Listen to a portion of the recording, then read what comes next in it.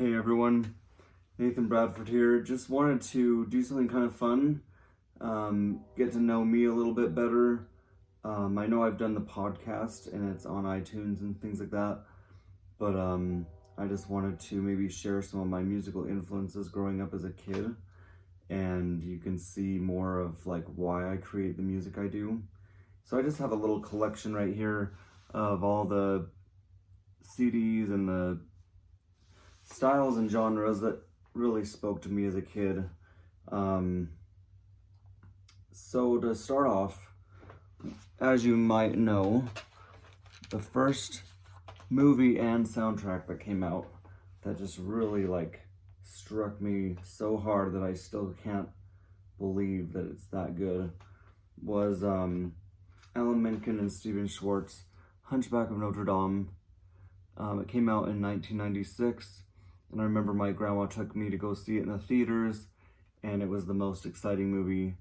Even though I don't remember what it was like to be in the theater, I remember what it was like to, constantly want to see it and to get the VHS when it came out. And I loved the song Hellfire. It was my favorite song.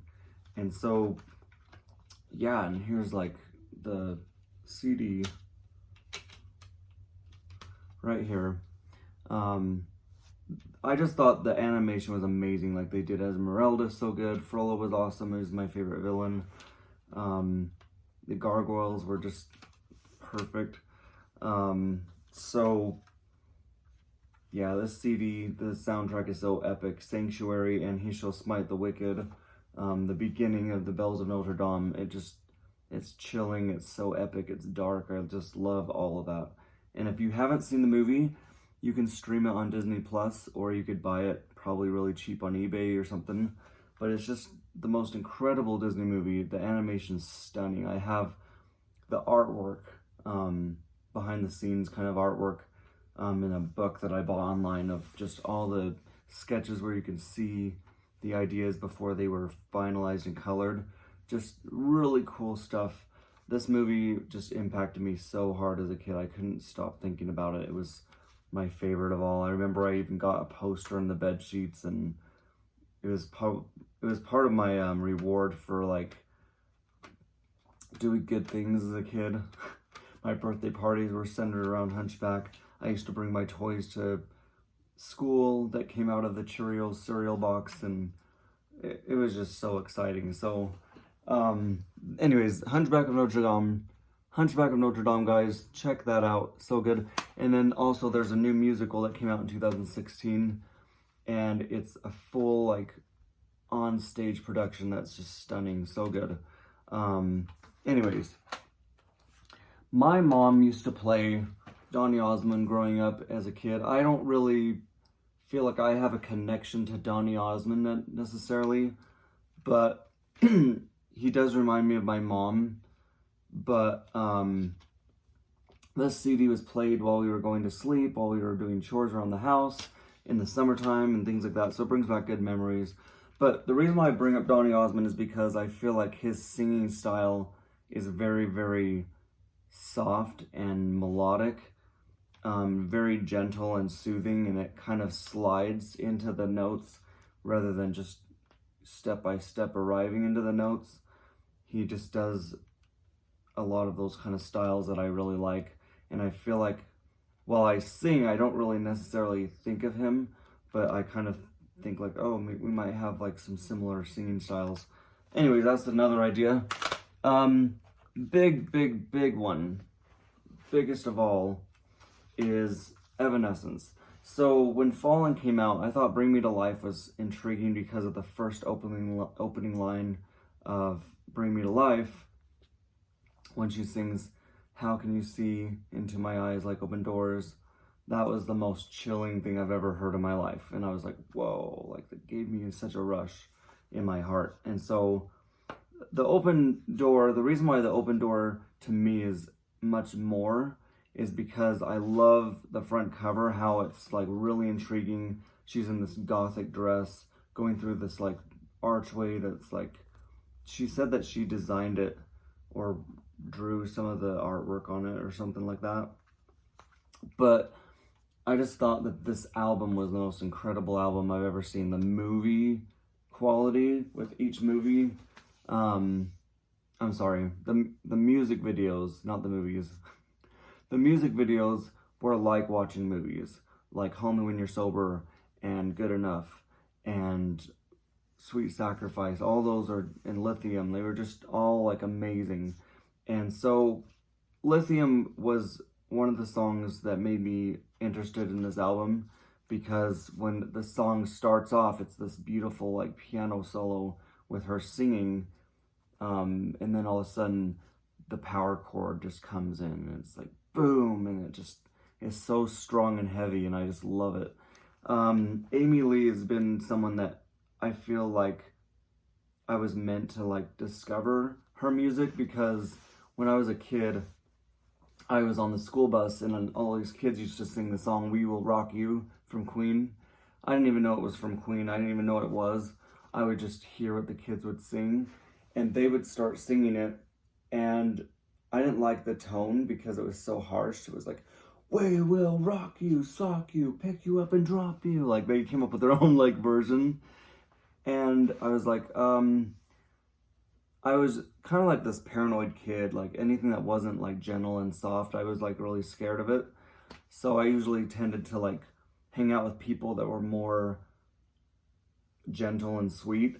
And I used to always like gravitate towards like Disney songs and things that were like sweet, which is kind of funny because Hellfire and Hunchback isn't sweet, but I'm kind of complicated when it comes to what grabs me if it's not sweet and what does and what doesn't and things like that. But anyway, so I would sit on the school bus and I would sing like my version of it, and it was a lot like hers without even knowing who she was.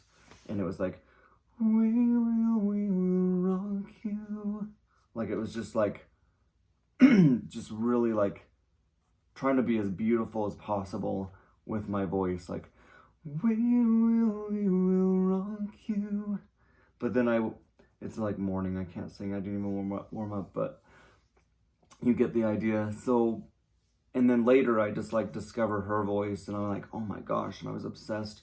Then I bought this album and I was just like, oh my gosh. Here's like some images of the album. And then I love Call Me When You're Sober, like the music video. It's like Little Red Riding Hood and the Big Bad Wolf. Some songs that really stand out to me is Like You, Your Star, Lithium. I love Call Me When You're Sober. Lacrimosa, like that was intriguing. I felt like I was watching like Lion King or something, like with the choir and everything. I was like, whoa, this is amazing. So Evanescence is just incredible to me. I don't feel like the self-titled album and The Bitter Truth really like captures this. Like this was special to me, like really special. Synthesis was special, like when she did that, and then she had Lindsey Sterling on tour and all that stuff. It was so cool. But I feel like Amy Lee's voice and also her motives are a lot like mine, because she has a big passion just to write. It's not about money and fame. And when she goes into the studio, when she posts about new songs that she's writing, her lyrics, everything about it gets me excited. Like I feel like I'm on the same page with her. Like I feel like I'm in the studio. I feel like I'm writing. I feel like the magic just opens up, and I'm so excited to like learn all I can about this new song that's coming out, or this new album, or what they're doing. And she's written for movie scores. She's learned the harp. Her husband bought her, and she's like featured a lot of her like songs in movies and things like that. So she's definitely that rare kind of talent that you don't see in the world, that has the most pure motives when it comes to like artistic art done in a way that's not to chase after money and fame and sexuality. She's definitely not a sexual icon. She doesn't approve of, you know, celebrities that are like Britney Spears and Christina and things like that, and all the fakeness. That's why she did Everybody's Fool. But I could do a whole video on how Amy Lee and Evanescence is incredible, but I'm going to end right here before I get carried away. But The Open Door is definitely a big influence in my life that if it didn't exist, I don't think that I would be writing the music I would be writing. Like, that's how big it is. Hunchback and Evanescence, like, huge. Anyways, so the next one is kind of unexpected because I'm a guy, but I feel like this movie's really dark and it's epic and it has a lot of the male kind of energy in there too, that it's not necessarily a princess movie. But this movie as a kid, the choir, the soundtrack, just everything about it was incredible. Anastasia. I love the cover. I'm getting the video in there. I love the cover because it has like Rasputin in there and everything. And then it has like Dimitri and all that. The soundtrack, oh my gosh. Here's what the CD looks like. But I just thought everything about it. I loved In the Dark of the Night. I loved Journey to the Past. I remember I was in my bedroom and my mom turned on the soundtrack on the computer when I was waking up in the morning, and it got me all excited because I love this movie. It was the Rumor in St. Petersburg was playing. That's Once Upon a December. Here's the In the Dark of the Night. I love Rasputin and Bartok. That was my favorite. Not only the songs and the music, like as the musical part of the whole thing was my favorite, but I loved like the soundtrack for the train crashing when they're getting off the train. I loved the nightmare scene when she's like on the ship and he's trying to play with her mind, so she like jumps off the ship and drowns. Like, I thought, like, that's so complex. The composer is David Newman, and he has to like go from really happy, like, and it goes dun dun dun dun dun dun, and it like goes really dark, and then it goes back to happy, and so like, just amazed at how he has to go from happy to dark throughout the whole score, and it's like matching the scenes and everything. Honestly, when this movie came out, I actually thought it was Disney. That's how good it was. It's actually by Fox, and I just the quotes and everything about it. But anyways, that's another huge influence. I don't have the CD with me, but some other influences were Backstreet Boys. I love the Millennium and the Black and Blue albums a lot. I used to listen to their voices a lot. And I feel like Brian Littrell, is that his name? Littrell? His voice is kind of what makes the band stand out the way it does, because I could tell that they made his voice kind of rise a little higher than the rest of the group in a lot of songs. And he got a lot of solos and things like that. And he has a lot of that softer sound that I like. Some other, let's see, you may not know this artist, but let me just pull this out. So an artist that I like his voice is Kenneth Cope. He's a member of the Church of Jesus Christ of Latter-day Saints and writes a lot of religious stuff. I really love his voice because I feel like him, Donny Osmond, Amy Lee, have a lot in common in how they sing. Like, I don't know how to describe it other than they don't sing like traditionally in order. They slide their way into notes like with delicacy that gives you chills, and they kind of break all the singing rules that if you sang that way in a voice lesson, the teacher would stop you and say, no, you have to like prepare the note, and you have to like breathe correctly, and you have to sing without straining your voice and all these kind of things. But I feel like I like doing all the things that are wrong because it gives the listener such pleasure. It's like, how can you see? Instead of, how can you see into my eyes? It's like, you're singing it like with so much like, it's almost like held back, like passion and desperation almost, and you're slowly letting it leak out and slide into like where you want it to go. Like, it's to me, that's the most fascinating kind of singing instead of the robotic. It's like, lithium, don't wanna lock me up inside. And it has that like sparkle, and like you let the note like finish, and you do your like S's and T's at the very, after like letting it go through, you hold onto it as long as you can and then do it like I don't know how to explain it. But I don't know, Evanescence, Hunchback, Anastasia, Kenneth Cope. Some songs really quick I wanted to like say is really good is I love The Carpenter's Son, I love Face to Face, I love Go With Me, Miracle from Heaven, I love Never a Better Hero. That one's never a better hero, never a truer man. I don't know, I feel like being on that school bus as a little kid and singing We Will Rock You, like, we will rock you.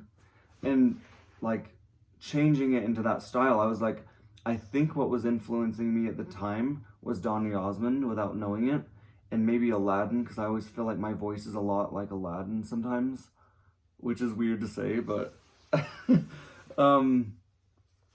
but yeah, I just really like all that stuff. And when Amy Lee came into my collection of music, I was like, whoa, like this is all of what I'm all about. And so I love Epic Choir. Some other music that I really like that I don't have the actual physical copy for.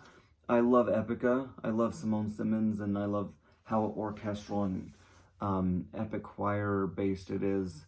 It's very choral-esque, and I grew up listening to like Breaking Benjamin, and I love how professional and classy and like mature it comes across, like Breaking Benjamin.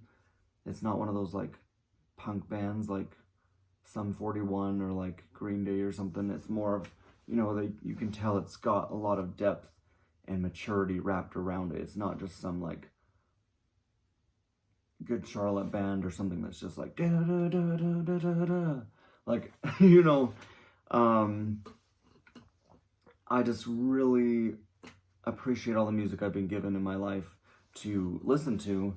Love that things were placed at the right time in my life. I feel like I was guided to find certain things, and as you search certain artists, then you find others. Another good one that I love is Within Temptation. I love Sharon and her voice, and her music is spot on. Such good music. Really passionate, really, really strong, and really dark too.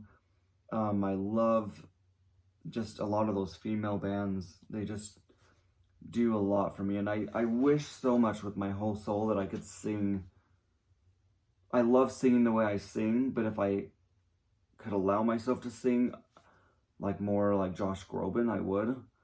And then I would start like a metal band, because I feel like Josh Groban's voice with a metal band like Evanescence or Epica would be amazing, like with Epic Choir and like those guitar riffs and everything, the power chords and the symphonic kind of sound. Like he already has like the Broadway symphonic kind of choral-esque kind of stuff. He just needs to bring it in to like metal, and it would just be like heaven on earth.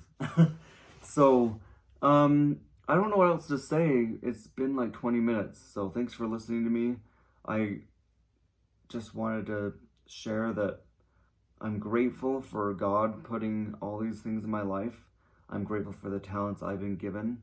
I don't take them for granted, because I know that the passions and the desires of my heart don't come towards everyone in life. I'm grateful that I was given a musical ear to be able to just hear something and be able to like transcribe it onto like sheet music, and to like come up with arrangements on GarageBand and wing it out on the piano. I feel like out of me and my siblings, I furthered my knowledge and furthered my desire to keep going with music and piano and figuring things out. And I feel like a lot of things have come really a lot easier for me maybe, than a lot of people, and I'm not saying that to brag. I'm just really grateful that I was given what I am given. And I just also want to say, check out the Spotify playlist for Nathan R. Bradford music. I was re-listening to that last night, and I just was actually really, when you listen to something that you create, if you're a creator with art or cooking or whatever you do, and when you get a chance to like dive back into it and experience it again, what you've done, you're not cringing out. You're really happy. You're really satisfied with what you've done, even if it's not perfect. You're grateful for the lyrics, the composition, the musical like scores, or whatever you're doing with music. It's just satisfying to say, yes, I'm grateful to stick my name onto this. It's really something I support, and I'm really glad. Just really quick, Lost Voices, the Nathan R. Bradford Revolutionized Deluxe CD, and the Revolutionized Original album, and then I have a heavy metal album. Check all those out, because I'm really proud of all of them. I put my heart and soul into them. I love all that I've done. If any of you are wondering, I am a Christian, and I believe in Jesus Christ, even if everything kind of seems dark. I love Halloween though, but I believe in Jesus Christ, and I believe that it's important to be kind to everyone. It's important to have values. I don't believe in vulgar language. I don't believe in tattoos and, things like that.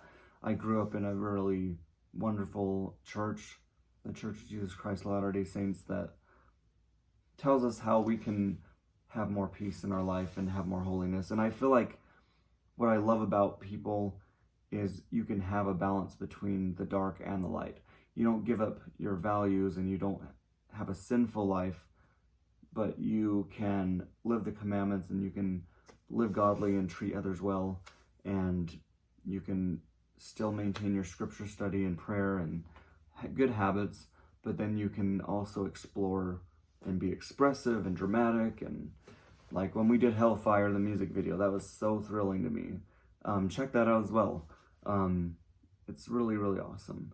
My wife's so supportive, and she just dives right in and goes along with me and helps me live my dreams and passions, and I like to do that for her too. She has a new music video coming out called Them. It's going to be really good.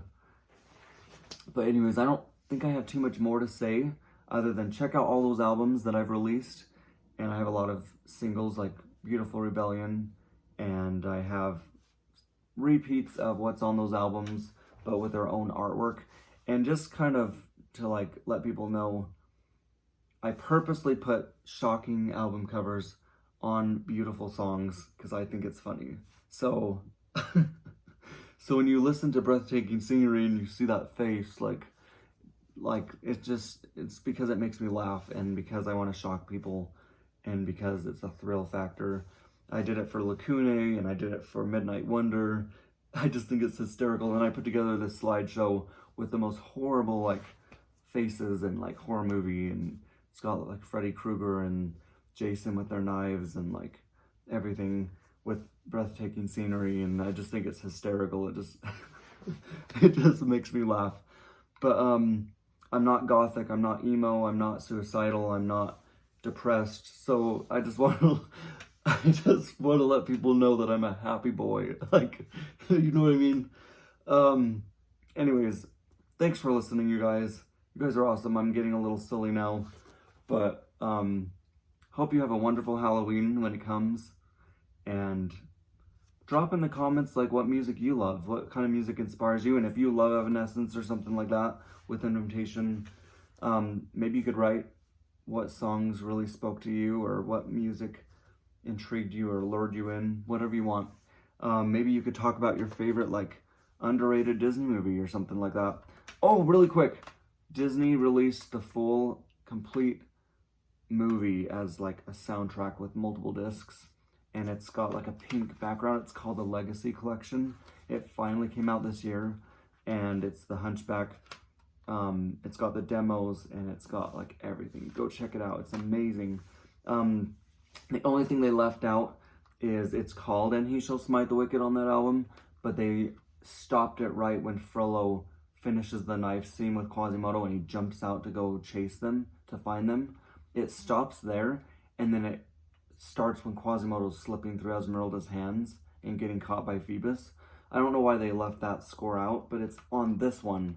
So if you get this one, and if you get that, then you'll have the whole movie, like from beginning to end, with all the demos and everything. So all the background instrumentals too. So anyways, thank you for listening, you guys.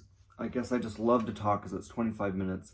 Don't want to bore you, but this is the stuff that I'm really excited about that I wanted to share on my channel so you can get to know me more. And happy Halloween, you guys, and take care till next time.